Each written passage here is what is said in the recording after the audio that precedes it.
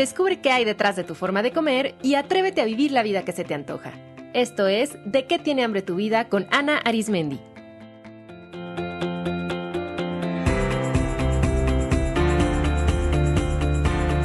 Este es el episodio 281, Desplazar el dolor.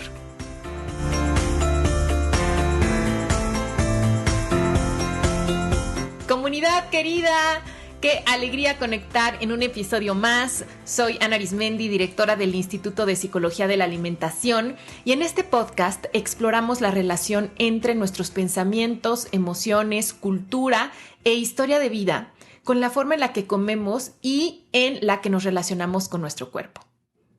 Si escuchar este podcast les ha servido para estar más en armonía con la comida, imagínense lo poderoso que sería tener un acompañamiento más personalizado. Les invito a visitar la página del instituto www.psicoalimentacion.com, donde encontrarán nuestros próximos talleres, grupos de acompañamiento, formaciones profesionales y donde podrán conocer a nuestro equipo de especialistas que proveen terapia psicológica, consulta de nutrición o asesoría médica desde un enfoque no centrado en el peso, de profundo respeto a todos los cuerpos e informado en trauma. Muy bien, hoy les quiero compartir sobre un mecanismo muy interesante que yo he visto que suele presentarse cuando hay conflicto con la comida y con el cuerpo, que es el desplazamiento del dolor. En psicología, el desplazamiento es un mecanismo de defensa mediante el cual todo el dolor y las emociones intensas que nos produce una situación, en vez de hacerles frente directamente, lo que hacemos es que movemos o desplazamos todo eso que estamos sintiendo hacia otro lugar, hacia otra situación, hacia otro objeto o hacia otra persona. Obviamente, esto de forma inconsciente. Les voy a poner un ejemplo.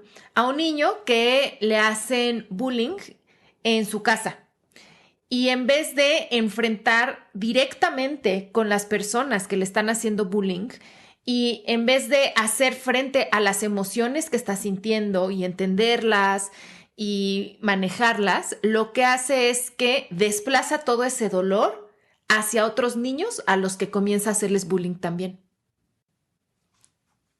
Entonces, cuando por alguna razón no se puede hacer frente a la fuente del dolor, ese dolor que se siente se pone o se desplaza en otro lugar donde se percibe que sí se puede expresar, donde tal vez es aparentemente más sencillo expresarlo o ponerlo ahí. Hay que acordarnos que todas las personas, todas, tenemos mecanismos de defensa porque son parte de nuestro sistema interno de protección. Y estos se activan cada vez que nos encontramos frente a alguna situación que percibimos como peligrosa, que nos rebasa, que nos abruma, que nos produce emociones muy intensas que no sabemos manejar. Y gracias a estos mecanismos, nuestra mente, de cierta forma, nos protege pues de tener que lidiar con una realidad que es difícil de aceptar o difícil de gestionar. Y pues estos mecanismos, digamos que tienen esa parte como positiva, que en primera instancia nos protegen. Sin embargo, existe el inconveniente de que protegernos de los problemas no hace que se solucionen. Por lo que los mecanismos de defensa de nuestra mente generalmente están diseñados para operar a corto plazo, ¿no? Quizá cuando el dolor es demasiado intenso, tener algo que nos proteja. Pero si estos mecanismos se mantienen más a largo plazo, pues primero no van a resolver el problema raíz. Los problemas reales se van a mantener vigentes y los mecanismos de defensa, cuando se prolongan en el tiempo, suelen empezar a afectarnos negativamente.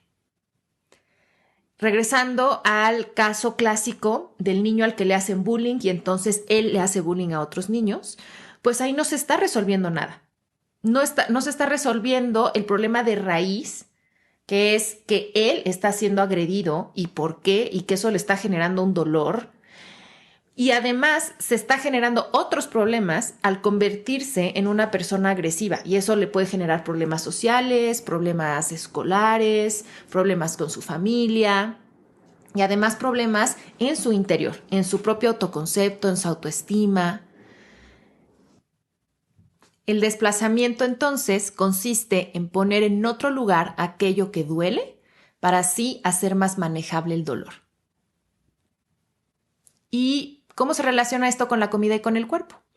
Bueno, yo he observado que en diversas ocasiones, cuando ocurre algo doloroso en la vida a lo que no se le puede hacer frente, se desplaza ese dolor a algo que sea tangible, algo que esté a la mano de la persona y algo que le dé la sensación de que puede controlarlo. Y ahí el comer y el cuerpo son como dos escenarios perfectos para ello. En mi consulta he visto repetidas veces a personas cuya preocupación por el cuerpo comenzó después de la separación de sus padres o a raíz de un evento de abuso sexual o después del fallecimiento de alguien significativo o después de una experiencia de mucha humillación y vergüenza o dentro del contexto de una relación de pareja violenta. Y pues todas estas son situaciones sumamente dolorosas y que ponen en un estado de vulnerabilidad a la persona, que cuando no tiene recursos para hacer frente a la situación y a las emociones que le produce esa situación, pues ese dolor es muy intenso. Y entonces esa persona pues puede elegir, y pongo entre comillas elegir porque esto es algo inconsciente, desplazar eso hacia su cuerpo. Y es ahí donde la persona se convence de que la fuente de ese dolor tan intenso que siente y de esas emociones es su cuerpo. Y que por lo tanto, si logra modificar a su cuerpo controlando lo que come, entonces ese dolor va a desaparecer. Cuando hablo con personas que acompaño, de pronto me narran experiencias de vida sumamente fuertes con una aparente frialdad emocional. O a veces como de pasadita, como si no estuvieran ahí, como si no fueran tan importantes. Y diciendo cosas como, pues sí fue difícil, pero ya lo superé. No, eso no me afectó, eso quedó en el pasado. Y cuando les pregunto un poco más, lo más frecuente es que no quieran hablar del tema. Y vean, ahí se aparecen un par de mecanismos de defensa más que son la negación y la minimización. Y pues se empeñan en decir que no, que eso del divorcio de sus papás, eso ya pasó y eso no los afectó. No, su problema es su cuerpo o su problema es su forma de comer. Y suelen no ver la relación entre esas experiencias dolorosas y lo que ocurre en relación a su cuerpo y a la comida. Hay 3 razones que yo he observado de por qué se desplaza el dolor hacia la comida y hacia el cuerpo. La primera es porque da una dirección y un espacio tangible al dolor y eso disminuye la angustia. O sea, el dolor puede producir sensaciones y emociones tan intensas, pero además tan abstractas, que a veces ni se pueden poner en palabras, que a veces ni se identifican, que eso asusta mucho. Y entonces el desplazarlo en algo que puedo ver, que puedo tocar, que puedo nombrar, que puedo entender, da esta sensación de, este es un dolor que sí entiendo y este es un dolor, por lo tanto, que sí puedo hacer frente. Y además hay esta idea de lo puedo hacer frente con cosas muy prácticas. O sea, yo puedo medir cuánto y qué como, estoy viendo cómo se ve el cuerpo, cuánto mide, cuánto pesa, cuánto ejercicio se hace. Entonces, como materializar el dolor tranquiliza, porque dice, ok, aquí está, lo veo, lo entiendo. Imagínense que, pues, lo abrumador que puede ser vivir la pérdida de alguien significativo, no solamente por el dolor de su fallecimiento, sino por toda la serie de pérdidas que rodean eso. Puede haber muchos cambios y pues eso asusta. En cambio, si yo pongo todo mi dolor, lo focalizo en una sola cosa, el tamaño de mi cuerpo, eso es como, ok, eso sí lo entiendo, esa es la fuente única del dolor. Es como hay un culpable muy claro y muy tangible. Entonces, reduce la angustia de cierta forma, ¿no? De cierta forma, ya vimos que esto es como aparente, pero de cierta forma reduce la angustia del dolor. Y bueno, además obviamente contextualicemos esto en la cultura de las dietas que nos ha dicho erróneamente que el cuerpo es manipulable al antojo y que de hecho deberíamos de estarlo modificando. Bueno, pues ahí tenemos la combinación perfecta para encontrar en la modificación corporal y alimenticia como una forma de desplazar el dolor. Entonces, primera razón es que reduce la angustia, poner el dolor en algo tangible, medible. La segunda razón es que eso da la sensación de estar en control. Ante una situación que abruma, que no se entiende por completo, donde probablemente hay muchas cosas que están fuera de nuestro ámbito de decisión, el enfocarse en cuerpo y comida da la sensación de que, estoy recobrando el control, da cierta sensación de poder, de agencia. De hecho, mucha gente que vive con trastornos alimenticios, eso es lo que reporta.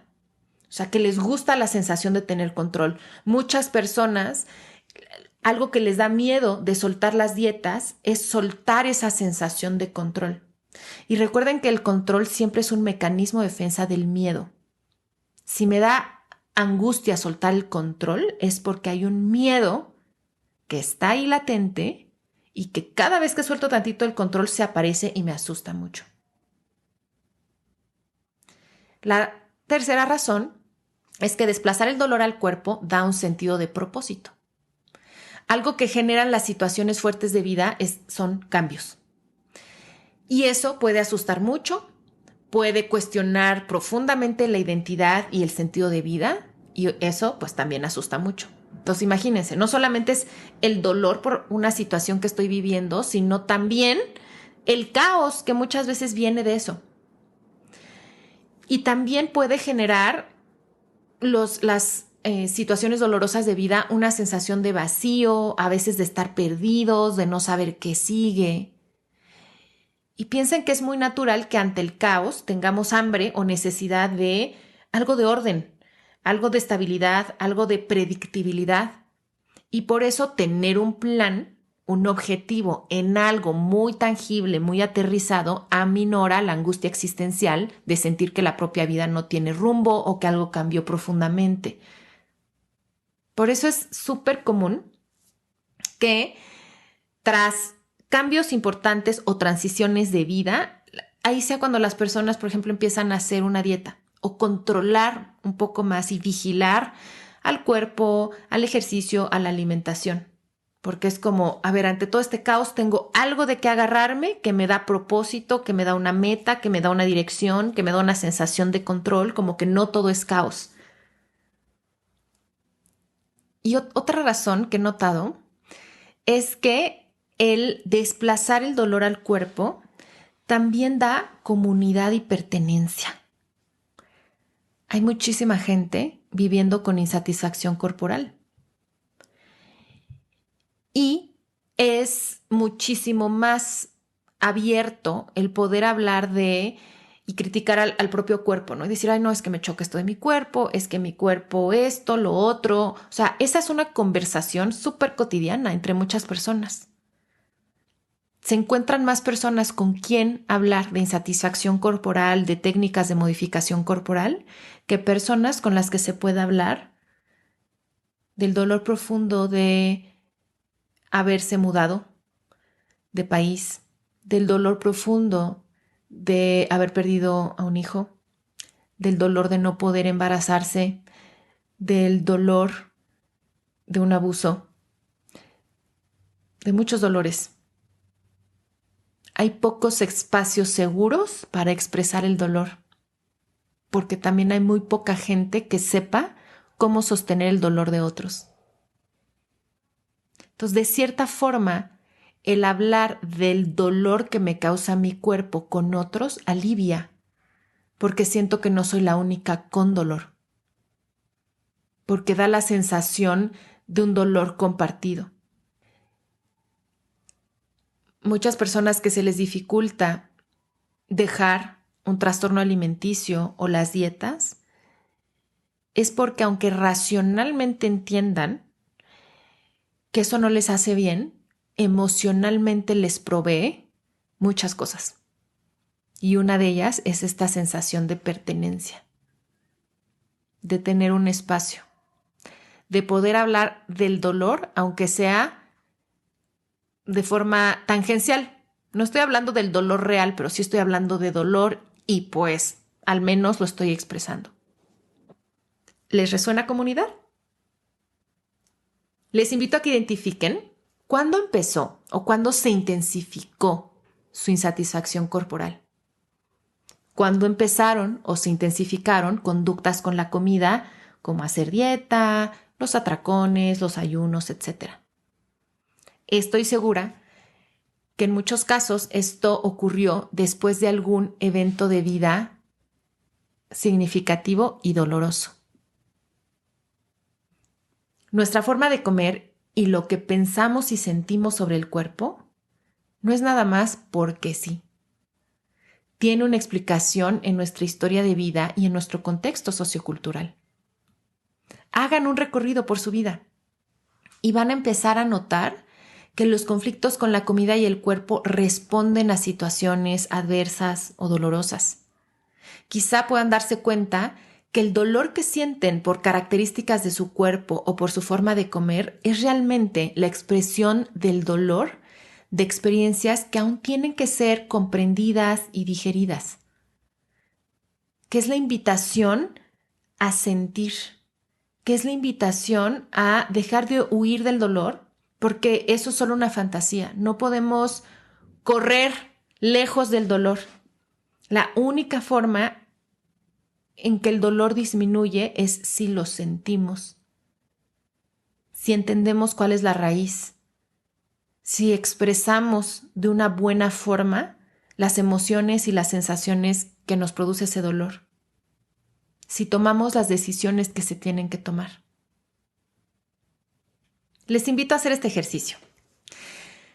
Identifiquen qué emociones les produce su cuerpo o su forma de comer.